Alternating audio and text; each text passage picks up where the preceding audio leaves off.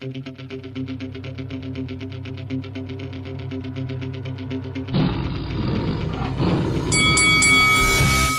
this is Eddie Hearn, and you're watching Lights Out. This is Faisal for Lights Out, proudly sponsored by Spartans Law. We're here in Manchester at the public workout ahead of Saturday night's huge show at the 8-0 Arena between Liam Smith and Chris Eubank Jr. 2. And featuring on the undercard is Mikaela Mayer. Mikaela, you just done your public workout. Firstly, how are you feeling? Feel good, feel great. I know I've gone up in weight, but still cutting, still dieting down. And that's how much my body's been screaming at me to go up. So, but regardless, I feel good. I'm excited to be on this exciting card. I know everyone wants to see this rematch, so happy to be a part of it. Yeah, Sylvia brought a good challenge for you. What type of fight do you think you're in for on Saturday night? I expect her to come forward. That's her style, you know, from what I've watched. She comes forward, wants to dig to the body, sit inside the pocket, which I love to do. I can do that all day, but definitely want to go back to a little bit of my boxing skills. I know I'm going up in weight, so can't be banging it out on the inside with these girls at 147. I mean, going up in weight, that is something you've talked about in the past. I know your intentions are to try and capture a world title at this weight. Was it the right time to make the move up in weight? There's a part of me that wonders, you know, if I should have done it a while ago, because I was holding that weight for 15 years. Most people move up in the course of their career, and I never did that.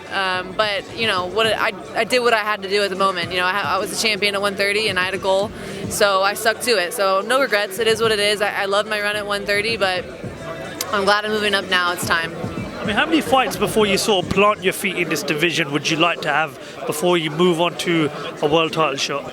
Right away.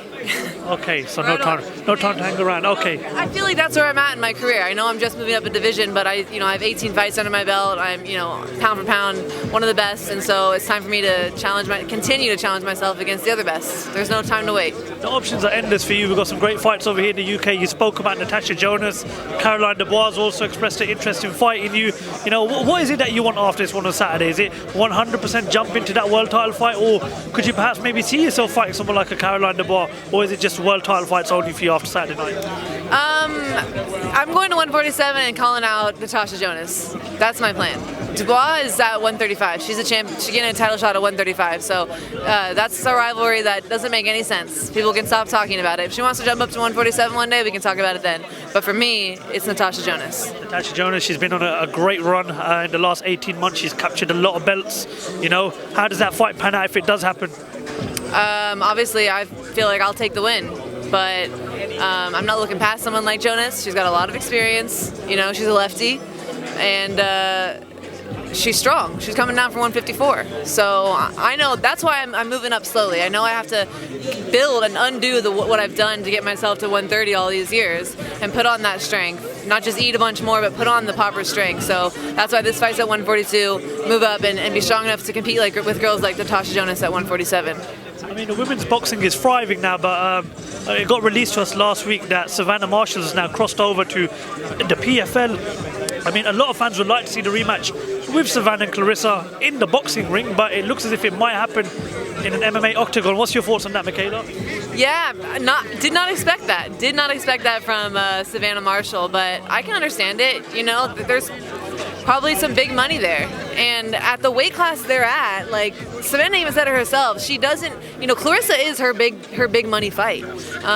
There's only a handful of girls that weight where she knows she can make that type of money from. So to chase her down and go to MMA, it makes sense financially, and these girls they're doing all kinds of things. I can't hate on the hustle, so it'll be fun. I'll definitely watch it. The $1 million question is that something that tempts you? Perhaps maybe cross over to the MMA? No. I thought about it after the 2016 games when women still weren't getting signed by promoters in the pro game, and I thought that that's where I had to go. But I was very close to making that move, and I sat down with Top Rank, signed with Top Rank, and I'm glad I did. I still have so many big fights ahead of me. There's so many girls. I'm at that weight class where everyone's at, so I don't really have time to be messing around in MMA. Like, I have a lot of big fights that I still want to get done. One final one before I let you go, Mikaela. We all know what's happened with Alycia Baumgardner, a former opponent of yours. What have you made of the situation? What do you think the outcome will be? I mean, I think I feel the same way everyone else feels. Just shocked. Like, no one expected that, honestly. She's had a great run the last 2 years, and now it's all in question. It's all in question.